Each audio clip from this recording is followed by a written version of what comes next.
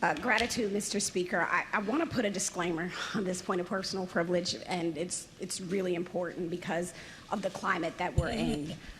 So as a warning, if you are a person that is sensitive about Black people talking about Black issues, or women talking about women's issues, or just the aspect of Black History Month triggers you, this is not for you. This is an actual Black History Month speech about Black women. Mr. Speaker, how do you determine the value of a Black woman? Is it through service or is it through servitude? As an experiment through World War II, that's back in 1944, the U.S. War Department established the 6888 Central Postal Battalion, which was the largest unit of Black servicewomen to deploy overseas. This unit was to serve as a sort of pass or fail test to determine the value of Black women might bring to the military. And that's not anecdotally, that's what the military leadership said. The battalion of over 855 women was led by this 26-year-old major named Charity Adams, who very, very quietly made history as the first Black commanding officer to be deployed in a theater of war for the Women's Army Auxiliary Corps. This self-contained postal unit was charged with the seemingly impossible task of tackling the mail backlog of more than 17 million letters and packages addressed to Allied military personnel scattered across Europe during the final months of the war.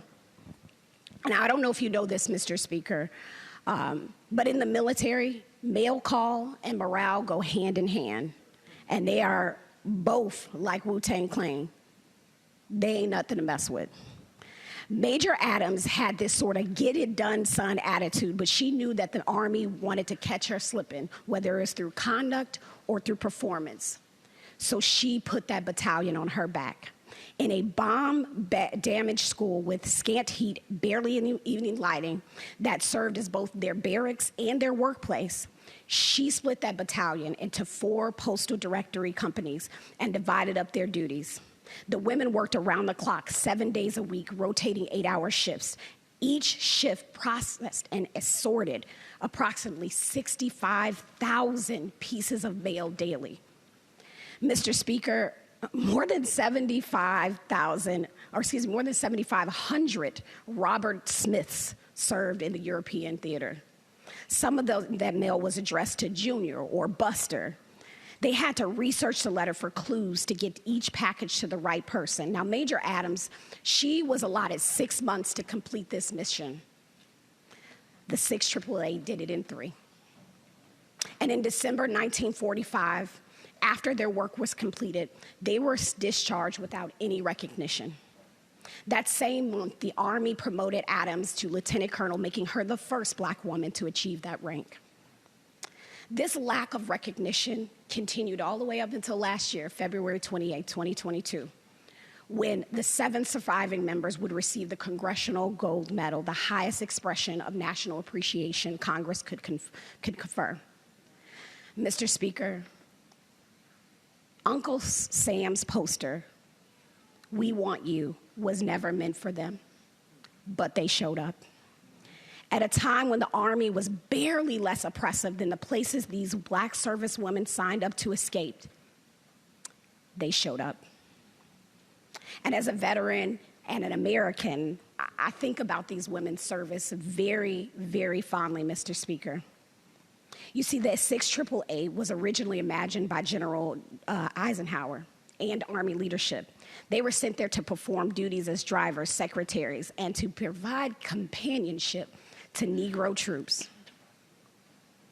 This sentiment, it underscores the underestimation and devaluing and constant requirement for specifically Black women they had at that time to convince people of their ability to face challenges and accomplish the same things that you can, Mr. Speaker.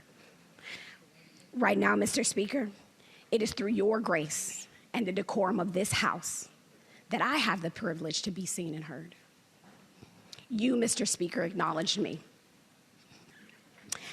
And that's the ask of many Black folks, to be acknowledged and not dismissed. It took people like Oveta Cope Hobby, the director of the Williams Army Auxiliary Corps, who asserted to General Eisenhower that the 6888 would not be posted overseas to do, they would be posted overseas to do the important wartime jobs that they were trained for and not to be anybody's companion. This woman spent her privilege.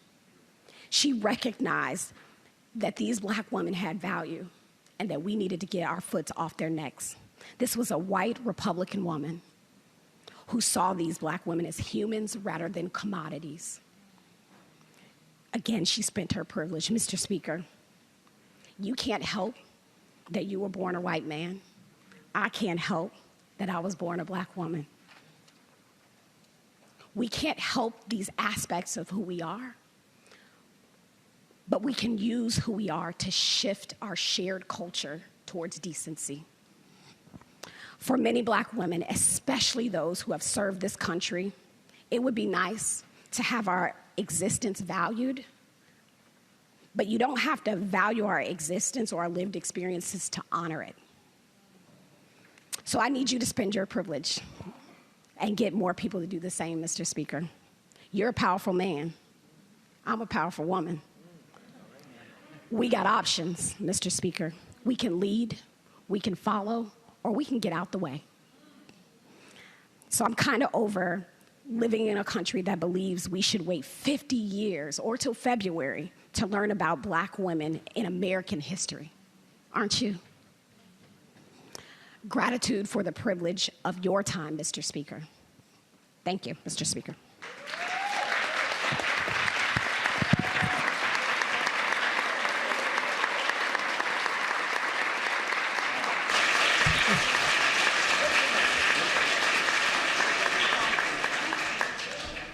The delegate from Portsmouth, Delegate Clark, to follow that speech, if he would like to.